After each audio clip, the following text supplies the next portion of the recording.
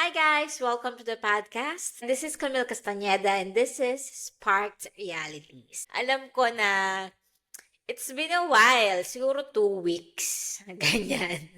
Sorry guys kasi medyo, alam nyo yun, bumabagal yung mga uploads natin. But may reason tayo dyan kung bakit ganyan.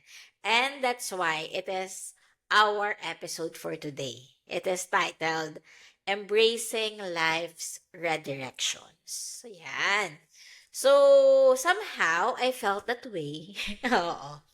Na ganyan. Pero before tayo mag-dive in dyan, 'di ba? Kasi mamaya bibigyan ko kayo ng mga tips, wow, to how to embrace life's redirection. Ako, myself, I could say na experience ko siya. Yung ganyan na parang, uy, parang may ibang parang may ibang gustong ipagawa sa akin or I don't see myself na dito sa season na, alam mo yun, parang I need to move. Parang pinapamove na ako into something.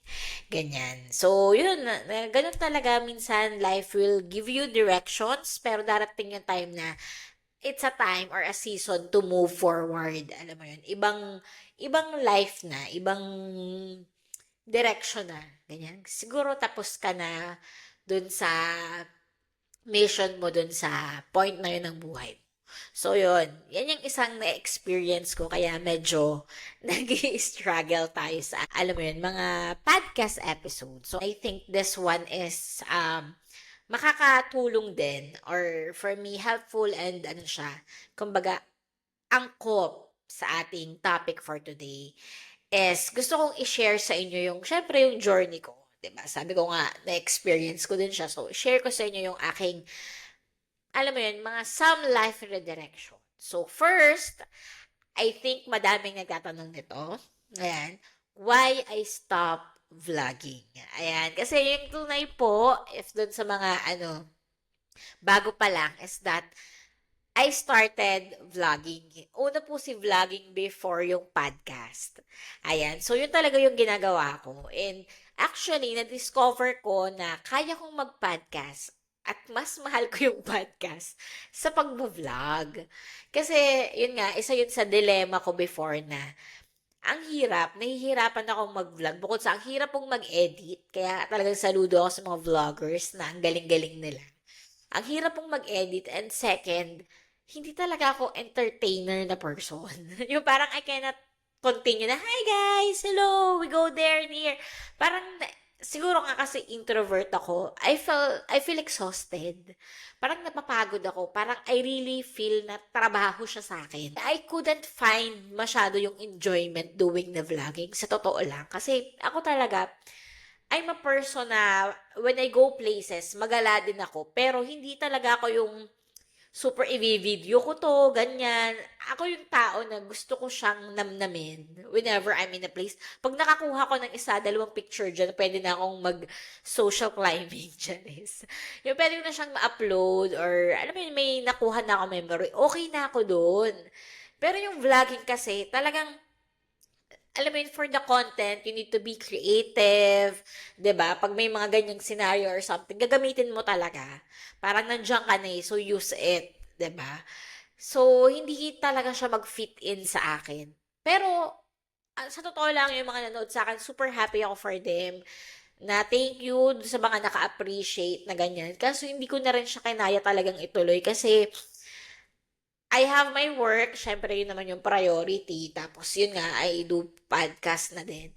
But I'm not closing any doors. I'm so happy. Malay nyo. 'Di ba? But for now, ano muna tayo, podcast and ang ating Camille Osaka is tuloy pa rin naman. Pero vlogging style na lang siya. Photos, reels, ganyan. Still, ano naman, describing Japan. Pero sa gano'n na lang. Medyo silent type na lang na style. So, yan, 'di ba? So, for me, it is like a redirection for me. Kasi, yun nga sabi ko, nag-start ako as a vlogger. Yun yung first kong na-try. Tapos, dun ko nahanap yung love ko sa podcast. And, yung podcast yung, ba, na-prioritize ko na parang, 'di ba, parang somehow nung una, tinry ko talaga na pagsabayin, ituloy, pero hindi talaga kaya. Parang nung pumili ako sa dalawa, ang napili ko is podcast. Kasi parang I really have the heart doing this. Madaldal talaga si ate eh. Oo. Tsaka hindi, I'm just being true. Ito lang ako. Gusto ko nang dumaldal and mag-inspire somehow. Ayun. So, yeah, yun, mga sample ng redirection in life, 'di ba? Na, yun, may mga sudden twists and turns na kahit ako, hindi ko siya in-expect na sa start ng vlogging, syempre hopeful ako na matuloy-tuloy ko siya. Pero along the way pala, madidiscover ko yung self ko. Na-discover ko siya sa vlogging kasi nag-try ako, syempre, 'di ba? Vlogging iba-iba. May mamamasyal ka, may sit-down vlog. Doon ko siya na ano sa sit-down vlog na ay, magaling lang akong dumada. And kahit ako, as a viewer, mas na-enjoy ko yung pagdada ko. So, yun, parang gusto ko lahat ng vlog ko gano'n na lang. Eh, hindi naman puwede, 'di ba? One of the redirection in my life, 'to pa. Saan papunta si Spark Realities? Ayan. Ito yung aking hugot kasi nga ako ay hindi nakakapag-podcast. Alam ko, wala akong masyadong palabas. Palabas, TV. Oo. Kasi po, somehow, hindi ko din alam kung saan papunta si Spark Realities. Parang ano pa ba? May mga ganong moments. Mahirap po, hindi po madaling mag-podcast din. Hindi madaling dumada dito. So somehow, naramdaman ko din yung somehow exhaustion, boredom, totoo lang, na parang ano pa ba? Parang ano pa bang gagawin ko? Ano pa bang gusto kong sabihin? Parang naisip ko na, ay, totoo, kung bakit ko rin naman in-start yung podcast is that I want to inspire. Alam mo yun, yung makatulong man lang dun sa viewers kahit papaano. And siguro hindi ako confident nung una na, ano kayang gagawin ko, di ba? So more on sharing lang ako. Alam mo yun, sinasabi ko lang yung mga ideas ko here and there. But now, parang sabi ko, okay, sige. Yung gusto ko talaga is to give tips. Ay, oo, para naman, di ba, na parang, sige, feeling ko kaya ko na bigyan kayo ng tips on how to do this and that. Minuni-muni ko kay podcast, kay Spark Realities na parang, maganda naman, pero siguro sa akin lang, hindi naman kasi talaga yun yung first, kumbaga, motivation ko or goal ko dun sa podcast. So, let's embrace it na maging mas, for me, mas maging informative yung ating mga podcast episode na mag-share ako sa inyo, but at the same time, bigyan ko kayo ng mga tips or ng ideas or i-share ko sa inyo yung mga ginawa ko sa life ko na baka naman pwedeng maging applicable din sa inyo or makatulong sa inyo or magamit nyo na sa life nyo. Ayan. So, dun tayo papunta. And tuloy-tuloy lang tayo. Huwag kayong mag-alala. Hindi ko kayo iiwan dito sa Sparked Realities. Kasi, for me, this podcast, sobrang love ko siya.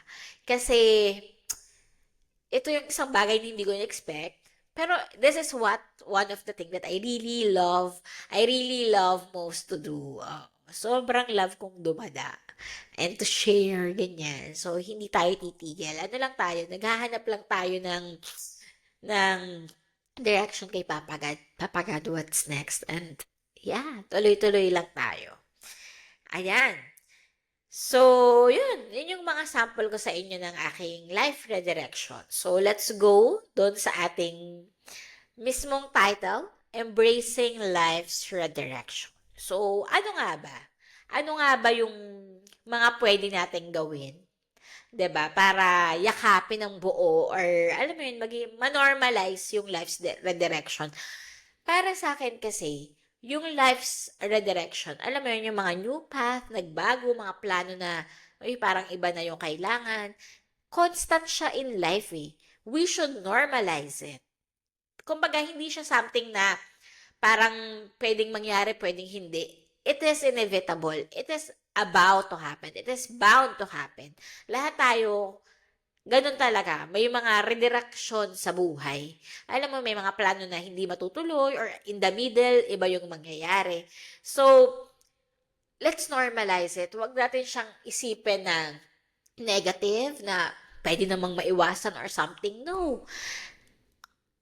For me, ang kailangan mong baguhin is hindi yung pwedeng mangyari. is your heart and your mind.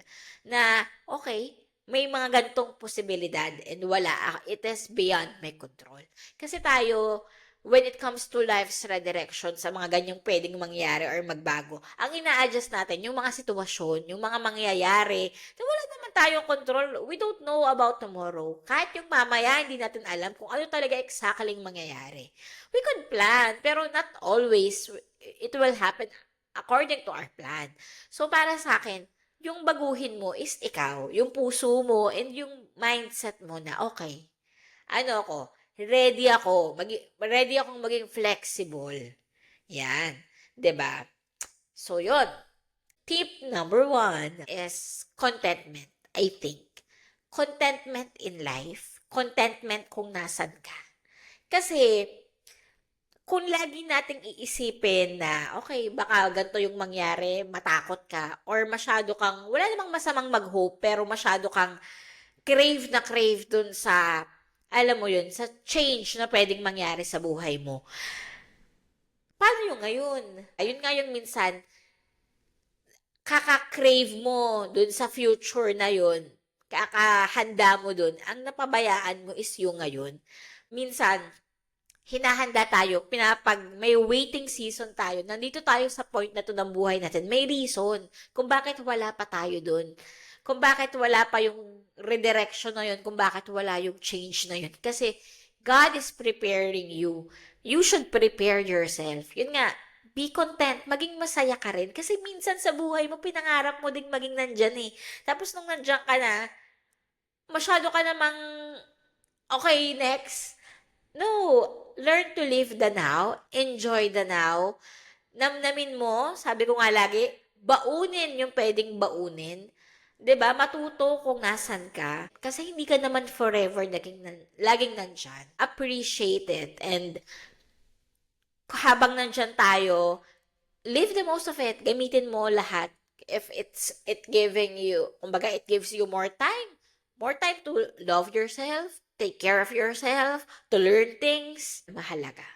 Kasi, ano yan eh, lahat naman ng redirection, changes, next season, dumadating yan sa point na this is our now. Before, future siya, kumbaga, life na pinaghahandaan mo, pero dumadating siya sa point na, it is your now. So, in every now, learn to be contented and appreciate. Kasi hindi naman tayo forever nasa season na to, nasa path na to, definitely magbabago yan along the way.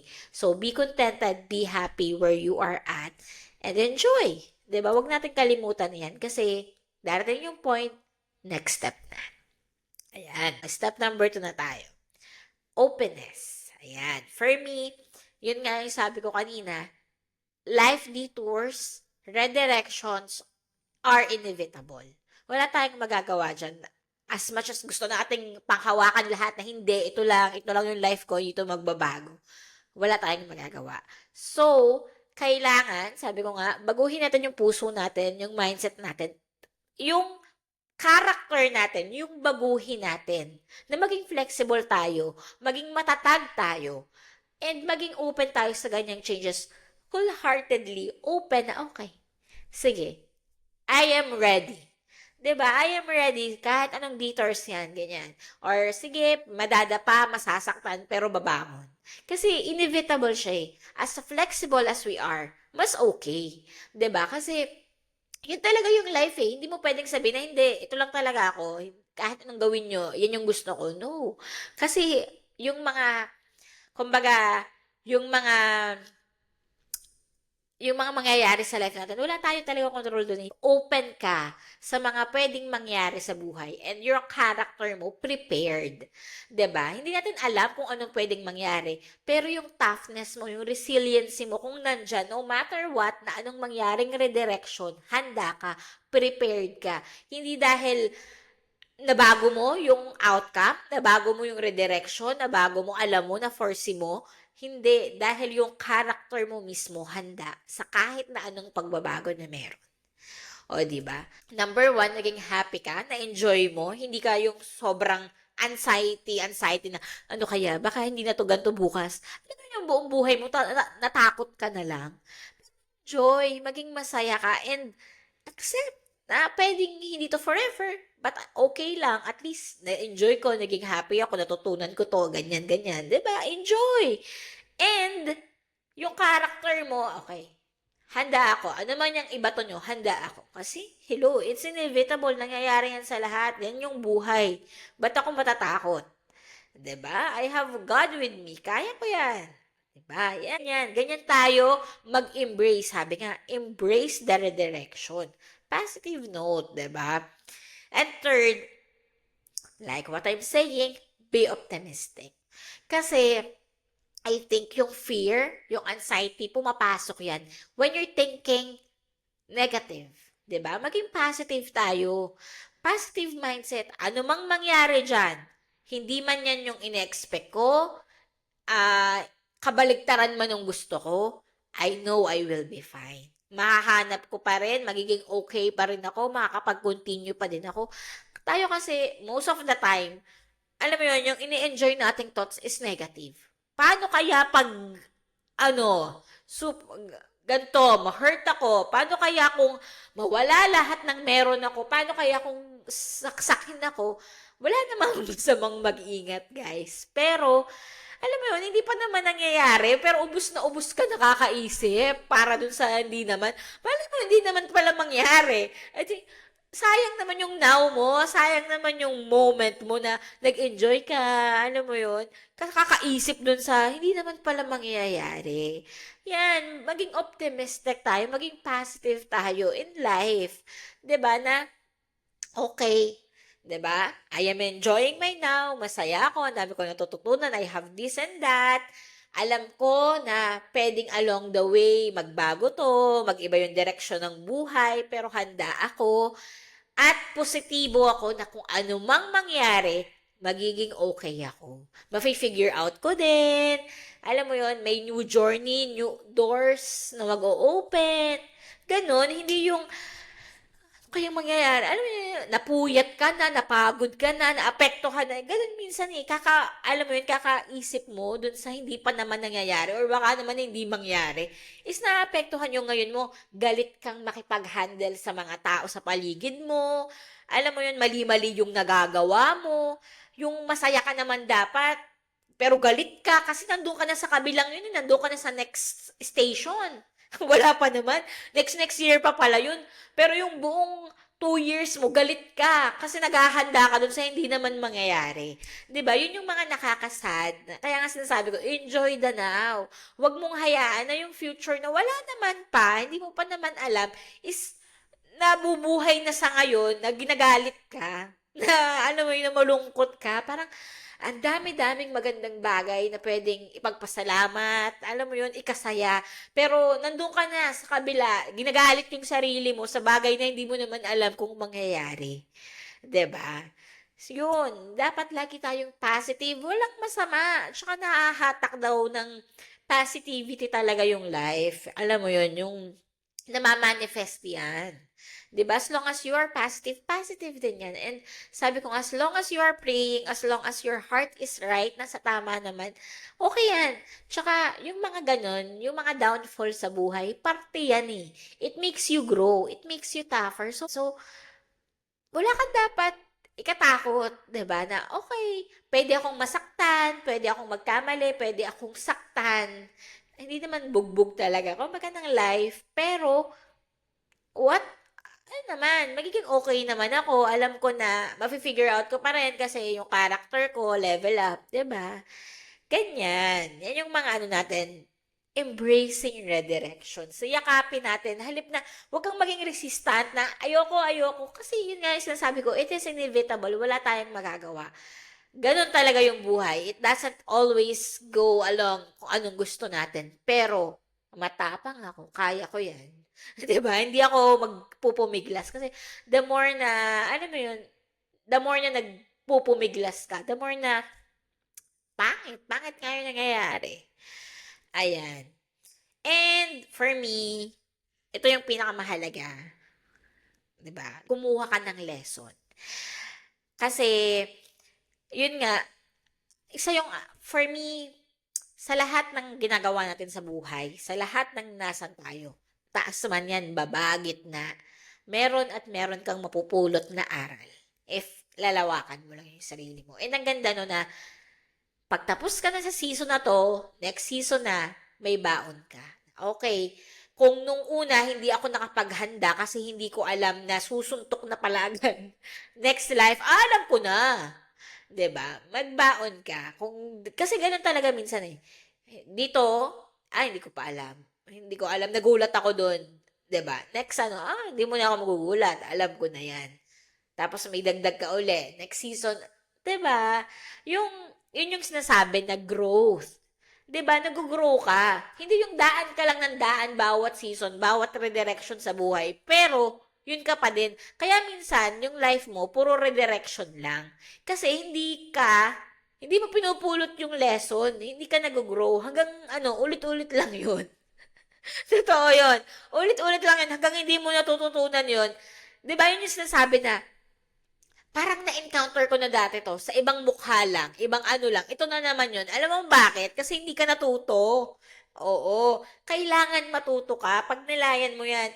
Nangyari na 'to dati, eh, bakit mali pa rin ako? Iba pa rin, ba't mali pa rin ako ng tingin dun? Hindi pa rin ako kasi hindi ka natuto, nag-overthink ka lang, pero hindi yung character hindi mo hinanda. Alam mo 'yun, kakaisip mo, kakabaliw-baliw mo dun sa hindi pa mangyayari. Wala, hindi ka kaya sa sunod yan uli yung makakaano mo, kaya makakabangga mo, ganyan pa rin. Ganyan pa rin yung ihahain sa'yo ng buhay. So, learn, get the lesson in every, alam mo yun, season, in every journey na meron ka. Yan yung hindi pwedeng agawin ng kahit sino man sa'yo. Yung kayamanan kasi pwede niyang nakawin sa'yo. Yung kahit yung ano mo yung mga tagumpay mo, yung iba, dinadaya na ngayon. Di ba, yung mga certificate, kaya ng anuhin. Pero yung ikaw, yung character mo, yung pagkatao mo, yung isipan mo, hindi kayang nakawin sa'yo. Kasi ikaw yung may abilidad niyan. Ikaw yun. Ikaw yung kayang bumangon no matter what. Ikaw yung matibay. Ikaw yung hopeful. Ikaw yung positive person na kahit hubaran ka ng lahat ng meron ka, alam mo yun, kahit sobrang hirap mo, ikaw yung tao na kayang bumangon po ulit-ulit, tao na positibo sa buhay. Yeah, your character matters, 'di ba? And it resonates sa ibang tao, 'di ba? Nakakatuwa tong taong 'to, 'di ba? Yung ibang tao, may inspire mo, hindi mo alam na they're watching you na, grabe to, no? Ano siya? Hindi man laging okay yung nangyayari sa buhay niya, pero napaka-positibo niya. At saka masaya siya, marunong siya mag-enjoy, hindi siya OA. Oo, hindi siya laging takot na ano kayang mangyayari, wala pa naman, nandun na siya sa kabila, oh, nasaksak na siya, nandun na siya sa kabila, nasaksak na siya. Oo, halip na nag-enjoy siya. Yung overthinking, ang daming sinasayang niya na panahon eh. Ang dami niyang ninanakaw na kaligayahan. Kaya huwag niyong hayaang pagnakawan kayo. Huwag kayong nakawan ng bukas, ng ngayon. Nandito ka ngayon. Mahalaga yan. Same as mahalaga yung bukas. 'Di ba? Ayan. So, yun. Number one, enjoy. Enjoy nyo kung nasan ka. Kasi sabi ko nga, minsan sa buhay nyo, pinangarap nyong maging nandyan. Tapos nung nandyan ka, ayaw mong i-enjoy. Excited ka na. Takot ka na dun sa next. Yan. Enjoy. Makontento tayo. Maging maligaya tayo sa kung nasan tayo ngayon. Second, maging bukas sa mga pagbabago kasi inevitable 'yan. Walang hindi nagbago yung life. Ito lang ako, constant ako dito. No, maging flexible as much as you could. Character building is next to nation building. 'Di ba? Yung pagkatao nyo, ihanda nyo yan. Ganyan talaga, 'di ba? Toughen yourself. Third, be optimistic, be positive. Dapat yung mindset natin maganda. 'Di ba? Kung mag-overthink lang tayo, maganda. Pero wag naman yung OA, yung obsessed ka na dun sa bukas din or masyado ng super ganda naman na nung naano mo. Enjoy the now. Be hopeful. Yan. Hopeful. Okay na yan sa hopeful na. Okay. 'Di ba? And for pinakamahalaga, learn. Get the lesson in everything. Alam mo yun, madapa ka man, okay. Dapat pala iiwas sa bato pag madadapa kasi mas masakit. Gano'n, yung sa sunod naman may dala-dala ka na, may baon ka na. Kasi sa sunod hindi mo yun may-encounter kasi alam mo na, marunong ka na. Ayan. That for me, that's how we embrace life's redirections. As I say nga, it is inevitable, it is bound to happen to everybody, and let's embrace it. Halip na, alam mo yun, magpumalag-pumalag ka pa dyan, is yakapin natin and ihanda natin yung mga puso at isipan natin. And I don't care, life their direction, kasi I am good. 'Di ba? Ganyan, be positive. Ayun. So, sana nag-enjoy kayo sa aking mga konting tips sa mga redirection in life. And thank you, thank you. As always, okay, let's end it with a Bible verse. Yan. Proverbs chapter 16 verse 9. In their hearts, humans plan their course, but the Lord establishes their steps. Thank you guys. Thank you for joining me and see you next week.